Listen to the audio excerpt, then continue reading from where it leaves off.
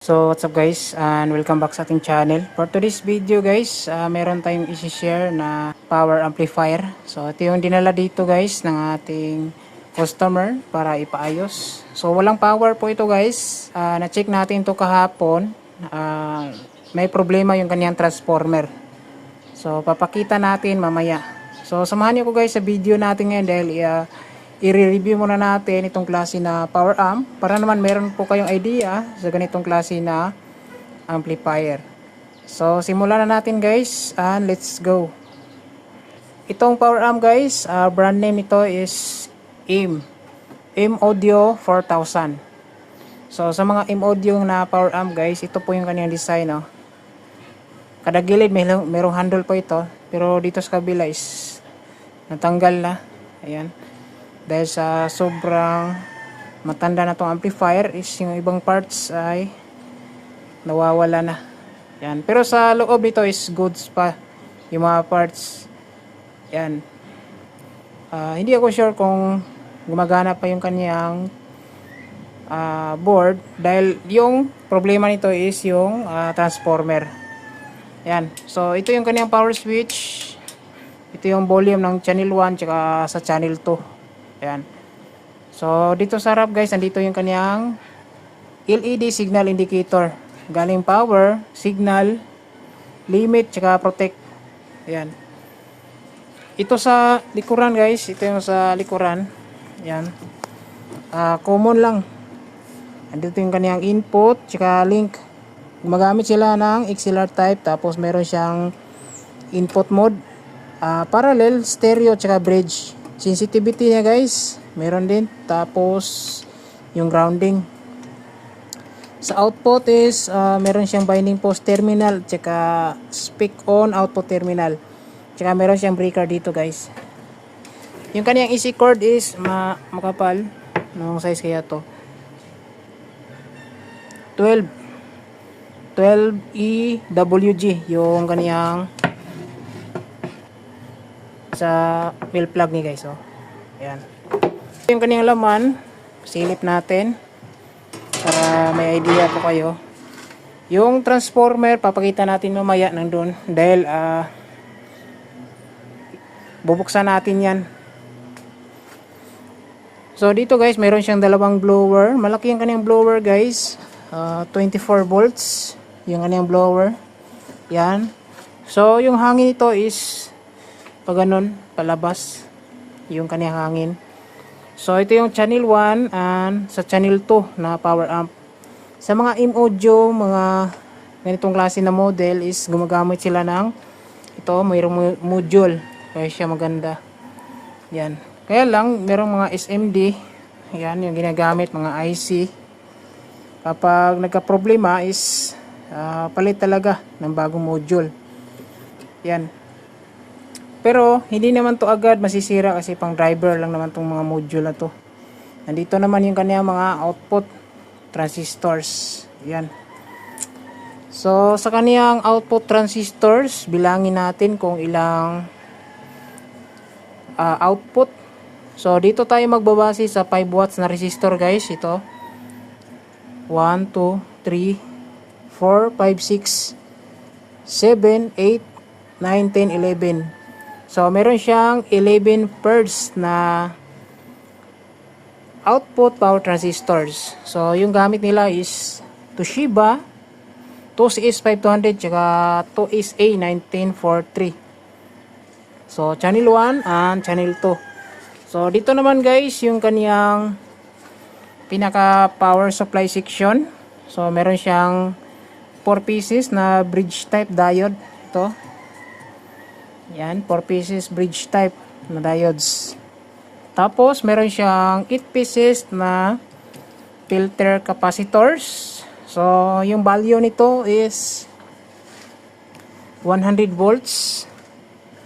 You know, 100 volts with 15,000 UF with 100 volts. So, 8 pieces.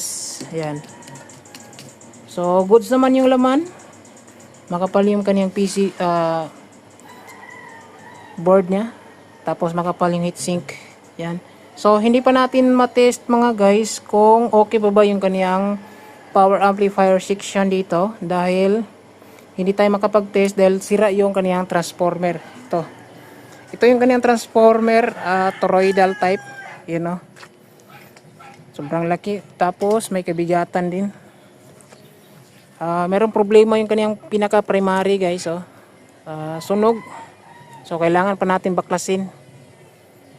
So try natin, baka pwede pa natin masalba, kasi sobrang mahal kapag magpagawa ng bago. Yan.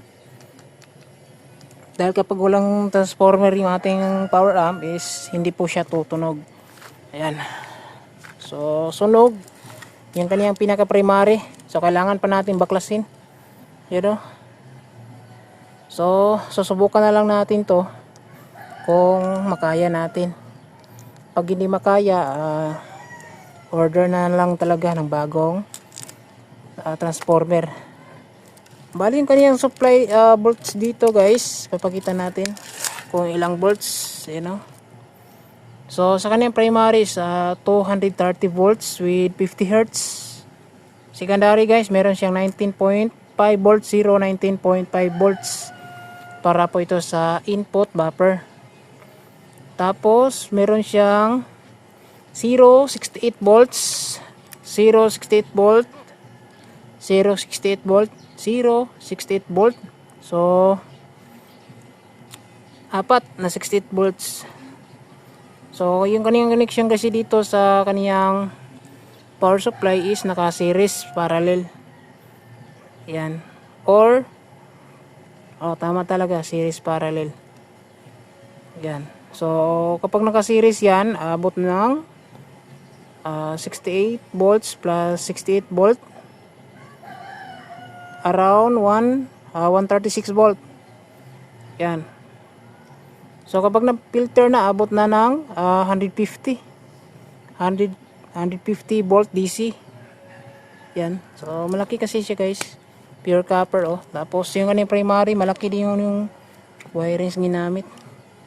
So tatanggalin natin to guys, ito. Tatanggalin natin to, tapos i-rewind. Baka pwede pa natin ma-rewind. Yan. So try lang natin guys. Kapag pero sunog na talaga siya, depende na sa gagawin natin. Kung sunog, order ng wire or palit ng bago. Depende na lang guys. Update ko na lang po kayo kung anong pwede natin gawin dito sa transformer. So baklasin muna natin guys. Pukpukin muna natin to ng martilyo kasi matigas to. Yan. So stay tuned.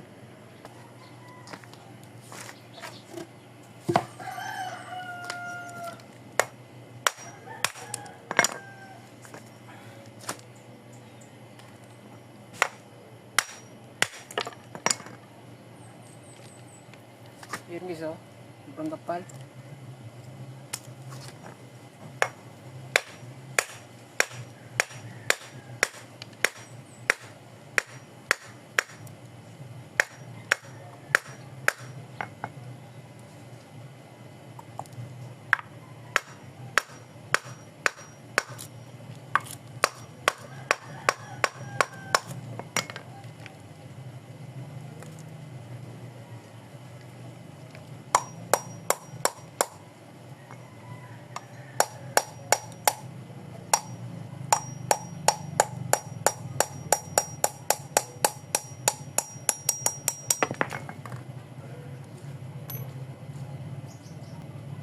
Ito sa gitna niya guys, Yan. Ano kaya to?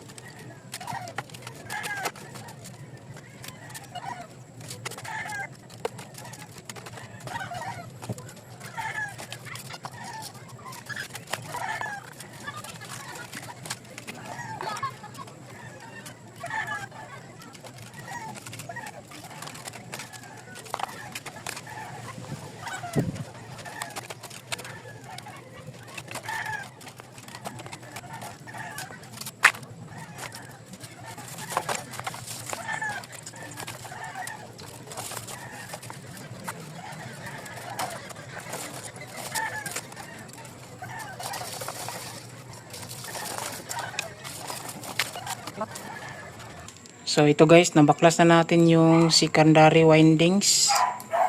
Bali ito po siya guys, oh. Yan. Apat na 68 volts. Yan, so ito, baklasin natin. Ito na yung pinaka primary niya guys, oh. Yan. I-check natin kung anong nangyari dito. Yan, oh. So ito guys, oh, nakita na natin yung pinaka issue niya. Dito na side, na dulo. Ayan. So baklasin na lang natin to dito na parts. I-check natin kung pwede pa natin ma-reconnect para hindi masyado malaki yung gastos. Ayan, oh. Dito lang na parts na sunog guys sa loob. Ito. Yan. So update ko lang kayo guys pag ma-check na natin. So ito guys, bali binaklas namin yung windings sa pinaka primary. So ito guys, ito yung primary niya. Ito yung natanggal natin, kalahati. So putol yung kalahati guys, oh. Yung kalahati ito nandito pa sa pinaka toroidal. Tapos oh, maraming putol. Yan. So baklasin lang namin to, tapos anong pwedeng gawin dito, pwede ba ma-reconnect. Pero kung mahaba yung putol guys, palitan lang siguro. Palitan ko na lang siguro ng bago. Para straight yung windings. Walang putol. So ito oh, kalahati siya. Yun oh, makapal siya. Nakadouble kasi yung windings guys. Nakadouble. Yun oh. Pero kung maliit lang yung putol, i-reconnect. Yan. So update ko na lang kayo guys. Stay tuned. So ito guys, na baklas na yung pinaka primary. So ito na lang yung natitira guys. Yan. Yung mga plastic oh. Yan, bali na putol siya, nahati. Ito. Yan, ito yung primary windings niya, naputol. Nasa gitna talaga yung damage. Yan oh. Yan, tapos meron pa siyang putol-putol na mga turns, mga 3 turns. Yan, mga 3 turns po to lahat. Yan. So gagawin ko dito is pwede lang to ibalik guys. Dugtungan lang. Ilabas lang tong kaniyang dulo. Yan, parang 110 volts. So itong putol-putol, pwede na to hindi ibalik. Kasi mga around 3 turns lang po siya. Yan. So around 230 volts yung input nito. So natanggalan ng 3 turns. So around pwede lang kasi meron namang soft start yung pinaka transformer nito guys. Yan, 3 turns. Kasi yung mga turns ng mga transformers meron po yung sobra. Yan. So okay lang bawasan. Kasi ito maliit lang. So ito na lang ibalik natin guys. Yan. So goods pa naman yung area lang dito. Putol-putol. Merong sigurong bagay na nagsanhi ng short o kaya siya na sunog. You know. Pure copper naman siya. Yan. So update ko lang po kayo guys pag simulan na natin mag-rewind. So ito guys, update natin. Simulan na natin mag-rewind. So pinaka-primary na po to guys. Dahil putol yung primary is ito. Ito yung unang wire. Yan. Tapos sunod natin yung naputol. Balik kalahati siya. Gawin na lang ng 110. Tapos 110. Yan. Kagandahan dito guys is nakadouble yung kanyang windings. Yan. Nakadouble oh. Pati na yung kanyang secondary nakadouble din oh. Ito secondary. Yan. So update ko mamaya guys pag tapos natin yung primary. Kasi medyo mahaba-haba tong trabaho na to. So stay tuned lang guys.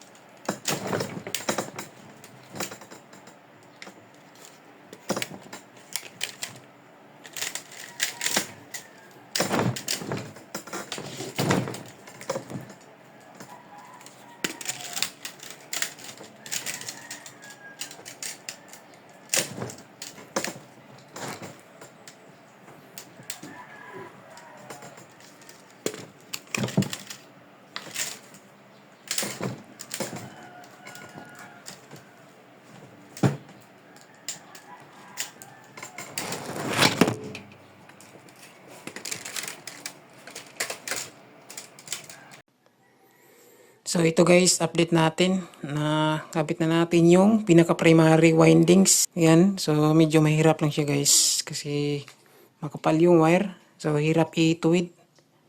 Yan. So kailangan persado talaga pag pasok guys. Yan. So ito dahil putol yung sa gitna nito. Yan, dinugtong lang natin. Double windings kasi ito guys, itong ginamit nila. Yan. Double windings. So, ito guys, tatry natin. So, nakakabit muna tayo sa test bulb. Ito guys, kung gumagana ba. Ayun. So, pansin natin yung test bulb. Goods. Hindi siya may ilaw. Yan. Check natin kung mayroong 110 volts. Ayan guys, check natin yung windings natin. Yan, around 110 volts. Dito sa kabila. Dito sa kabila guys. Ayan. So, 110 volts. Dito sa pinaka-final. Dito. Yun. 220 volts. Goods. So, lagyan muna natin ng tape bago isunod yung secondary. So, ito guys, voltage checking tayo kung tama lang ba yung output. Ito, sakto natin. Daan muna natin sa test bulb. Ayan guys.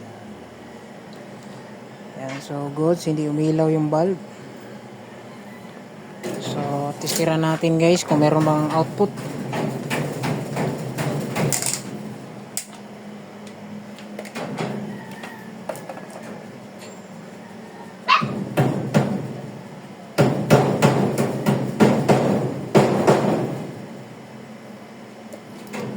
Yan guys, yung nakalagay dito is 68. So yung reading dito guys around 75 volts.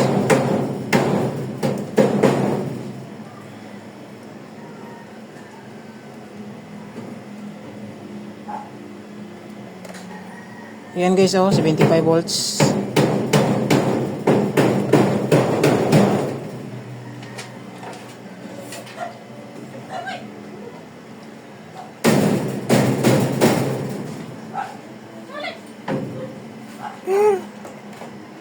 So ito guys, meron ding output.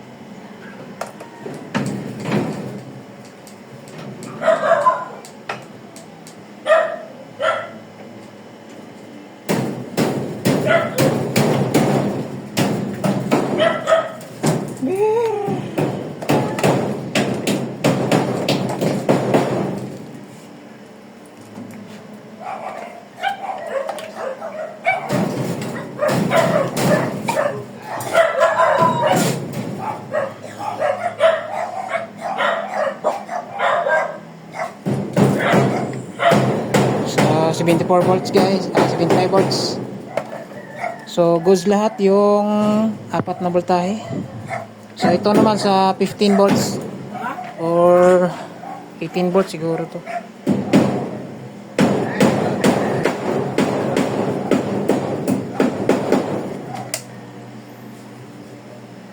So meron siyang 22 volts. Sa kabila meron din.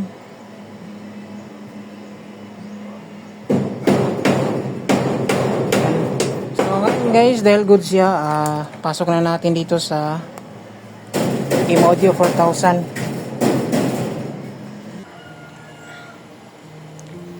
So ito guys, nakabit na natin. Napasok na natin sa kaniyang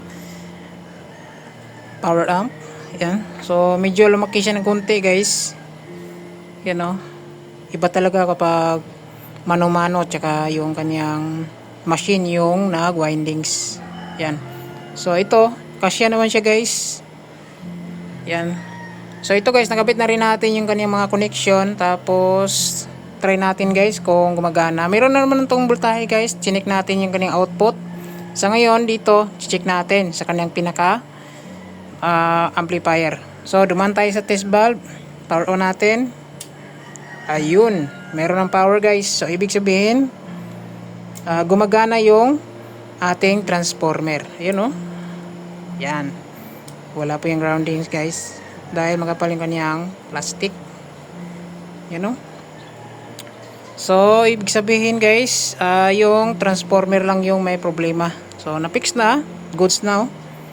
Walang protect, walang limit, goods lang, power lang umiilaw. Ayan. So abangan nyo lang guys, gagawa tayo ng separated video kung saan sa soundcheck natin tong Imodio 4000. So yun lang guys, maraming salamat, God bless, ingating lahat.